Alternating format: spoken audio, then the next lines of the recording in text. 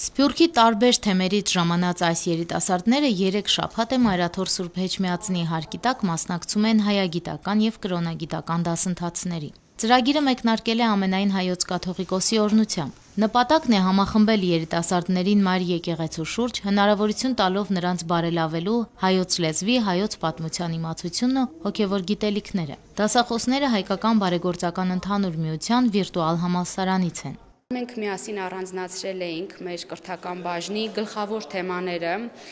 հայոց պատմության եւ շաբաթը 3 անգամ 1.5 ժամ նստել եւ լսել պատմություն խորացված իրենց համար մի քիչ դժվար էր, սակայն այնքան մեծ էր հետաքրքրությունը, որ այսօր մենք օրինակ վերջին քննական այսպես փոքրիկ մի վարժություն արեցինք, ես հիացած էի տեսնելով թե ինչքան էին նրանք սովորել եւ ինչ մեծ գիտելիքներ են իրենց հետ տանում։ Երիտասարդների մեծ մասը դժվարությամբ է հայերեն գրում ու կարդում։ Նարեկը Ռուսաստանի Բարնաուլ քաղաքում է մեծացել։ Հաճախել է ռուսական դպրոց։ Միակ վայրը, որտեղ հայերեն է սովորել, տեղի Սուրբ Հռիփսիմեի եկեղեցուն կից Կիրակնորյան է եղել։ Հայկական ամենախոշոր համայնքն այսօր էլ կանգնած է հայոց լեզվի պահպանման մարտահրավերի առջև, որը մեր ինքնության կարևոր բաղադրիչներից է։ Այդ բացը տասնամյակներ շարունակ լրացնում է հայ առաքելական եկեղեցին իր Կիրակնորյա դպրոցներով։ Եկեղեցու ժողովուրդիկ միշտ իրանց հետ մենակ հայերեն են խոսում, դրա համար ուզած թե չուզած սովորում են հայերեն,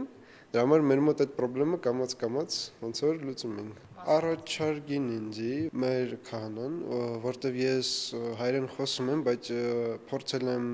սովորել գրել, բայց մոտ չգիտեմ, չէր ստացվում միշտ, սկսում էի, ու հետո թողում էի այդ գործը, դրա համար ասեց, որ գաս, հաստատ կսովորես, չսովորես, հետ չես գա։ Այդտենց ստել շատ լավ ձևերով մեզի սովորացրել են, բացի դասատուներից սարգսակները մեր, քույրերը շատ օգնել են մեզի, դրա համար ասենք հիմա ես հաստատ եմ, որ հետ գնամ չեմ մոռանա։ Նիկոլետ Բլեքվելը Վաշինգտոնից է, հայրը ամերիկացի է, մայրը հայ։ Հայերենը չմոռանալու համար մատչելի լեզվով գրված մանկապատանեկան գրքեր է ընթերցում։ Որոշել է մասնակցել ծրագրին հայրենիքը լավ ճանաչելու համար։ 3 շաբաթ Մայր եկեղեցու հարկի տակ ապրելն ու հայոց սրբավայրեր այցելելը փոխել են Նիկոլետի աշխարհայացքը։ Հայկական պատմությունը մասին շատ եմ սովորել։ Ես ոչինչ չեմ անում մեր պատմությունի մասին, իմ համար կարևոր է, որ սովորեմ, շատ ուրախ եմ եւ շատ գնաց է եկեղեցի, դա շատ լավ էր։ Երիտասարդներն ուխտագնացությունների են մեկնել տարբեր սրբավայրեր։ Ամեն կիրակի Մայր տաճարում պատարակների են մասնակցել, այցելել հայորդաց տներ, ծանոթացել գործունեությանը, խմբակներին։ Հայրենիքի հոգևոր մշակութային ժառանգության ու արժեքների հետ առնչվելը կարևոր հետք է թողնում նրանց կյանքում, համոզված է ծրագրի համակարգող Վահան Սրբազանը։ Ես կարծեմ հիանալի արդյունքներ է երիտասարդները միասին բերել սուրբ մթնոլորտի մեջ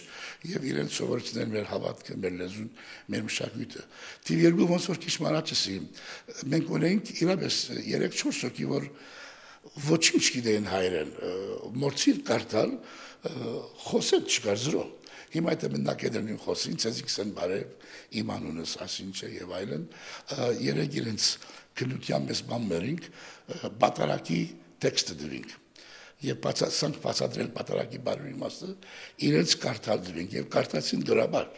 3 շաբաթի արագացված դասընթացների շրջանակում երիտասարդները ձեռք են բերել արևելահայերենի, հայոց պատմության, կրոնագիտության բազային գիտելիքներ։ Հայկական միջավայրը եւս նպաստել է լեզվի բարելավմանը։ Հունիսի 20-ին ծրագրի առաջին փուլի ավարտն էր։ Երիտասարդները գիտելիքներով հարստացած տուն կվերադառնան։ Հավաստագրերը հանձնեցին դասախոսներն ու կազմակերպիչները։ Կարճ ժամանակահատվածում դժվար է վարժ տիրապետել հայերենին։ Այդ պատճառով էլ նրանց տրվել է Հայկական բարեգործական ընդհանուր միության վիրտուալ համալսարանում ուսումը տնից շարունակելու հնարավորություն։ Մայրաթորի 3 շաբաթյա դասընթացներին շատերն են արձագանքել։ Սփյուռքահայ երիտասարդների երկրորդ խումբը Սուրբ Էջմիածին կժամանի արդեն հուլիսի 1-ին։ Կազմակերպչական հարցերում օգնում են նաև Ղազարավանի միանձնուհիները։ Երիտասարդների կեցության հարցերն ամբողջությամբ հոգում է եկեղեցին։ Անուշ Առաքելյան, Մեսրոպ Ավետիսյան, Եկեղեցական կյանք։